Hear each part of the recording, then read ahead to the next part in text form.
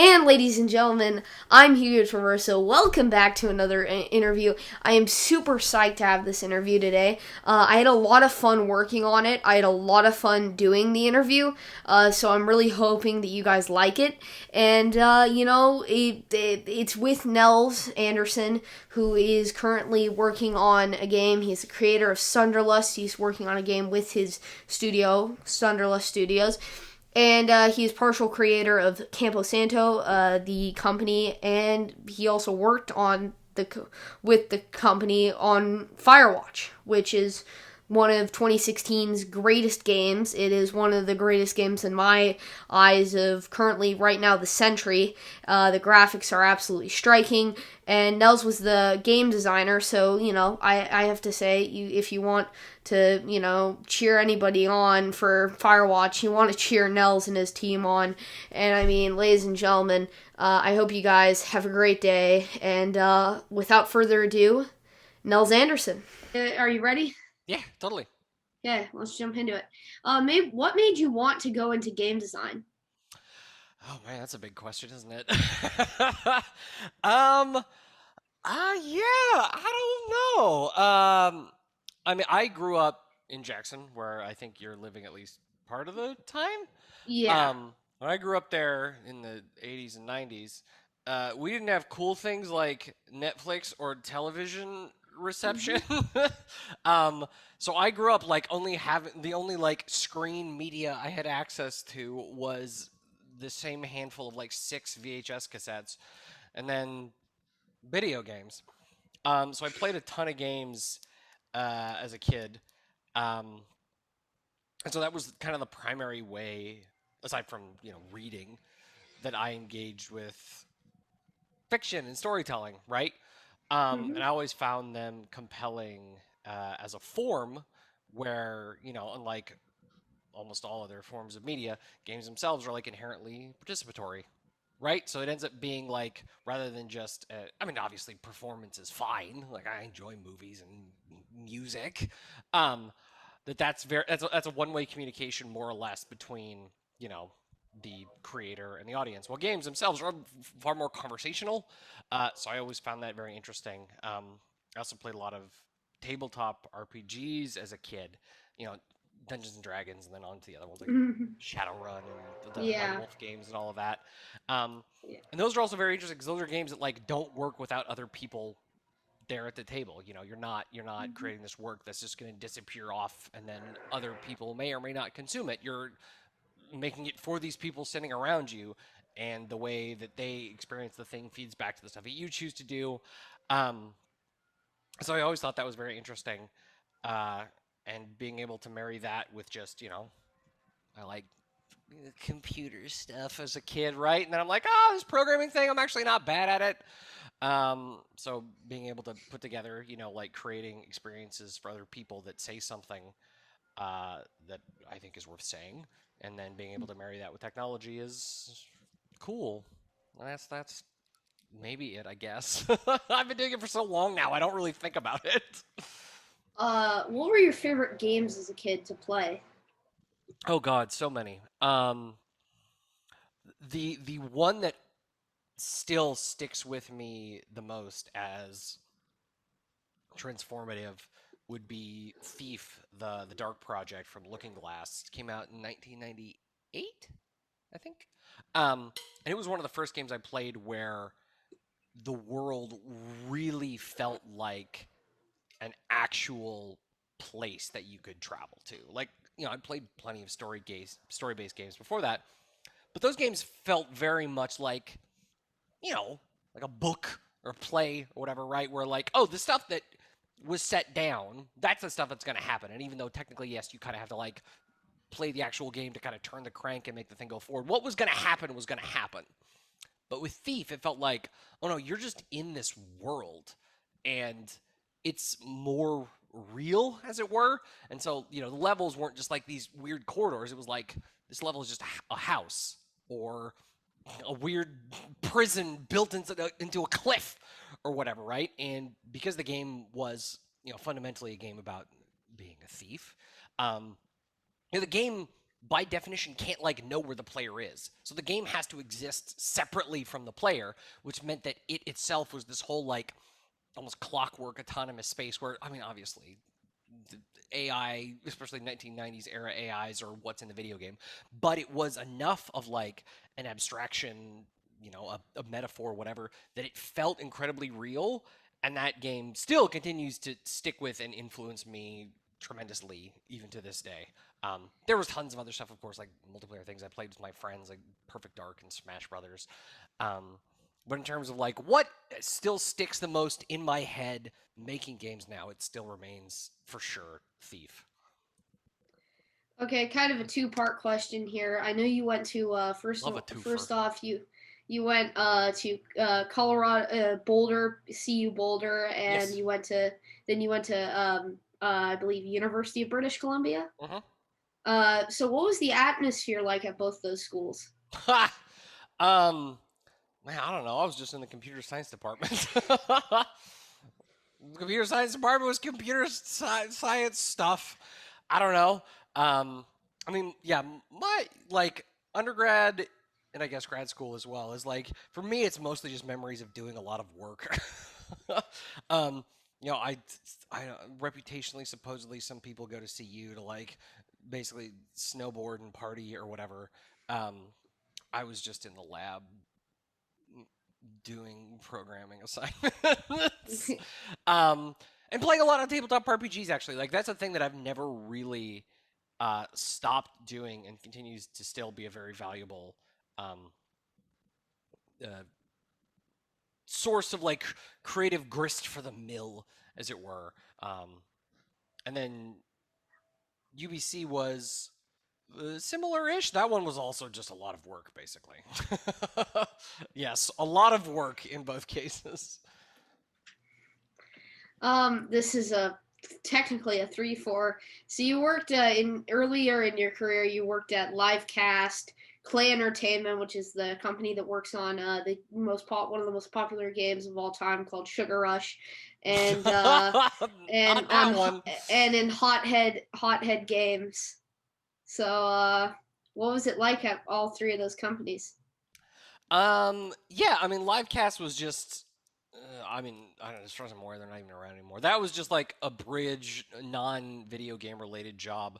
Um, while I was waiting to get my immigration papers so I could work wherever I wanted in Canada. Uh, it was fine. Um, Hothead was a really interesting first job because that was definitely, I didn't know anything at all. But also the project I was working on was led by Ron Gilbert, who was one of the creators of The Secret of Monkey Island, which was also a game that had been tremendously influential and beloved by me as a kid.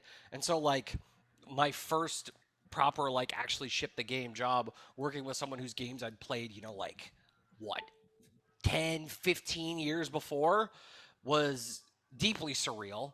Um, but interesting, that one was definitely just like how even is a game made at all?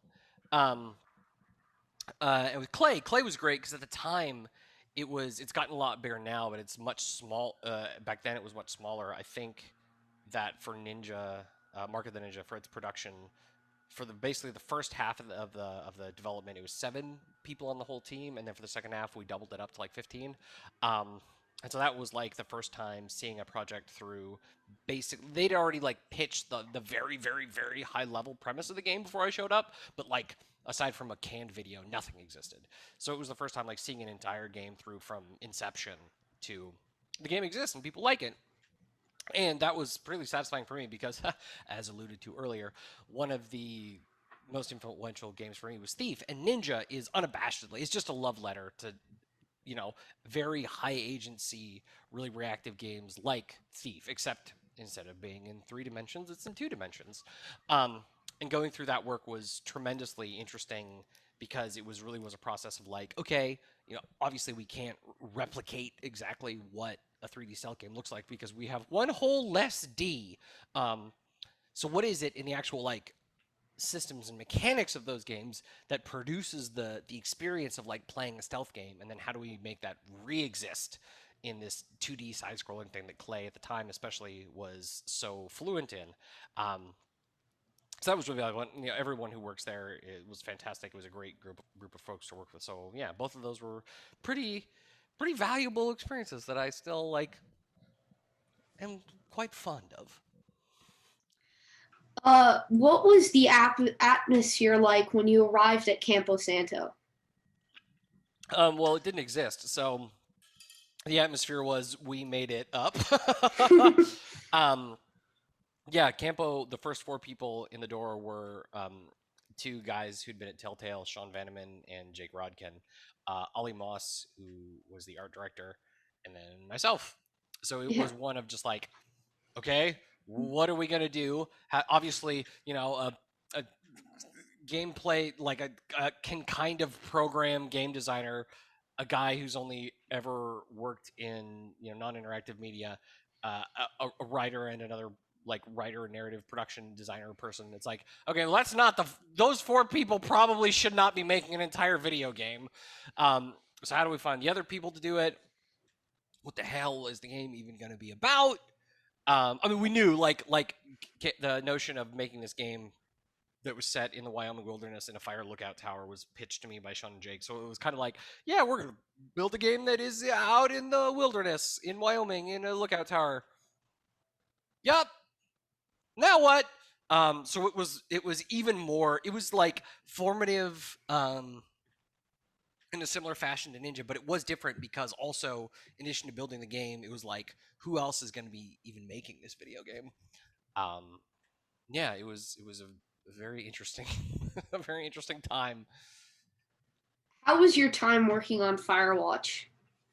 It was good. I mean, it was one of those rare moments where, I mean, making no game is easy, right? Like all games hate to be made for sure.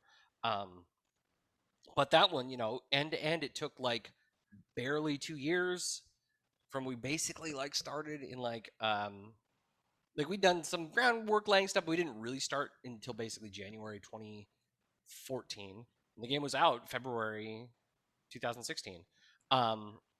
So everyone who worked on Firewatch was very experienced, either literally making games or in some very near adjacent field. So it was the kind of thing where it's like we all sort of knew what to do, and we just kind of did it. Again, nothing's easy, but on balance, it did feel like everything just kind of clicked, and it was really enjoyable. It was interesting doing a thing that we kind of knew what it was. It was also kind of experimental. Yeah. Firewatch came out and got a ton of positive reviews. A ton of people loved it. I mean, even 4 5 years later, it's exquisite. The graphics are like one of a kind. How'd you feel when Firewatch was done? How'd you feel about the game? Oh God. I mean, you never know. You never ever know, right? You think you're like, I think maybe this is accomplished what we wanted to. Like having nothing at all to do with how it looks, I did feel like it looked very good. So I at least wasn't worried about that part of the game.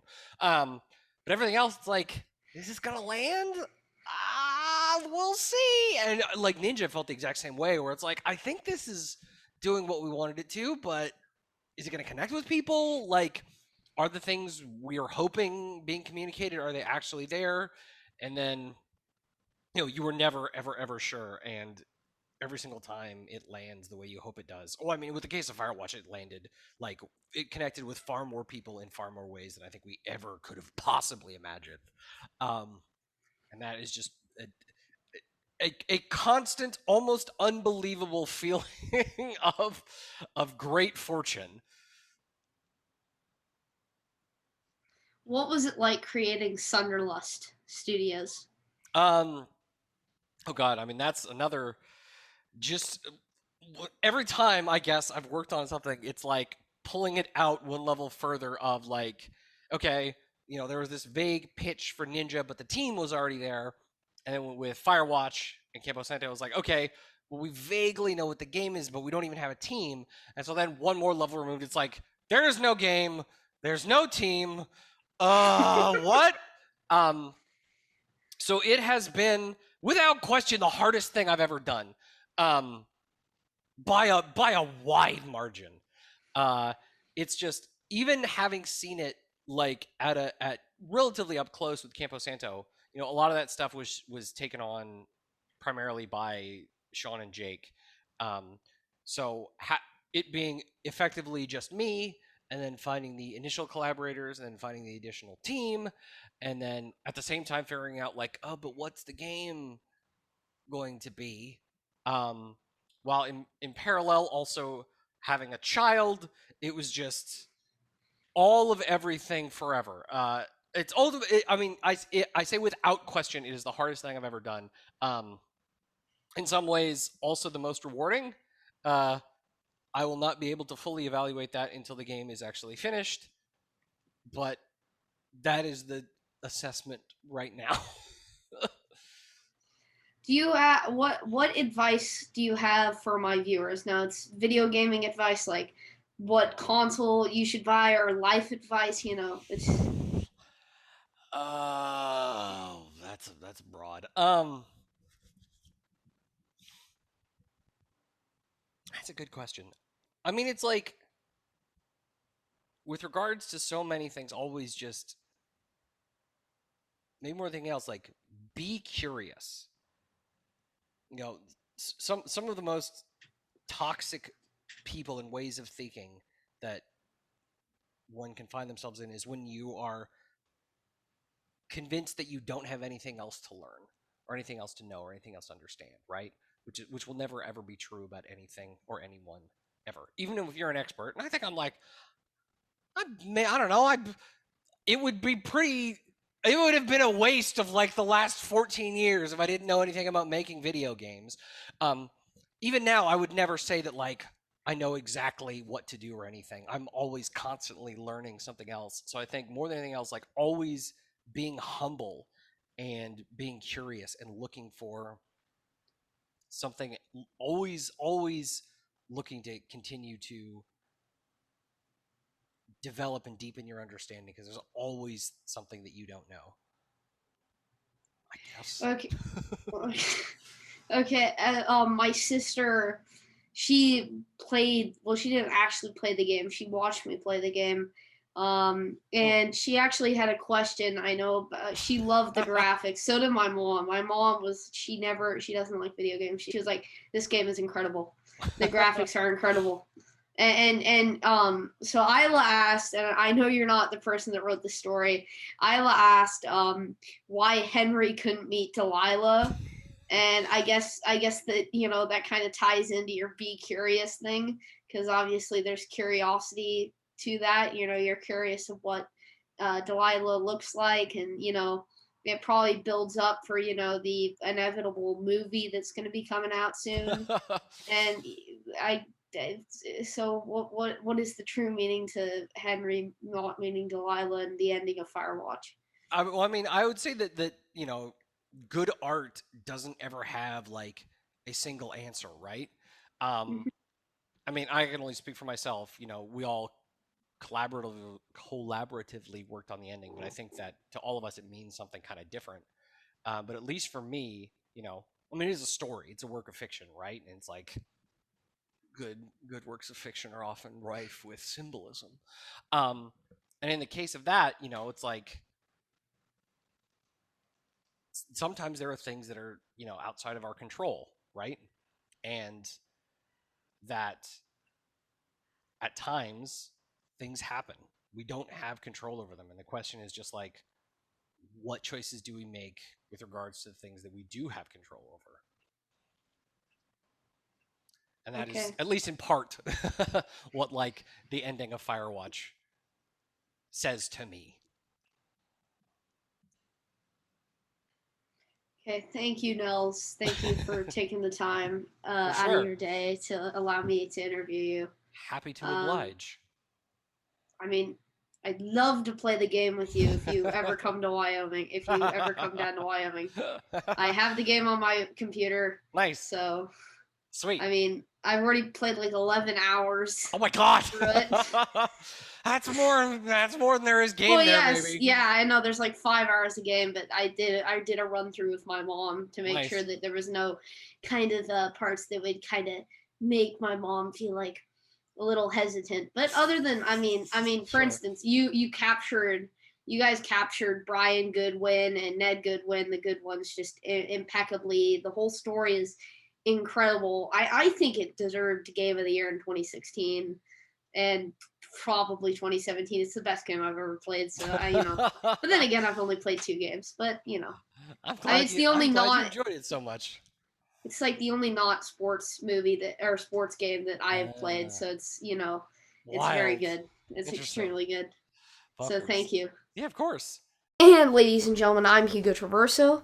Welcome to After the Interview. I had really a lot of fun working on this interview. Doing the interview was incredible, and I have to say thank you, Nels.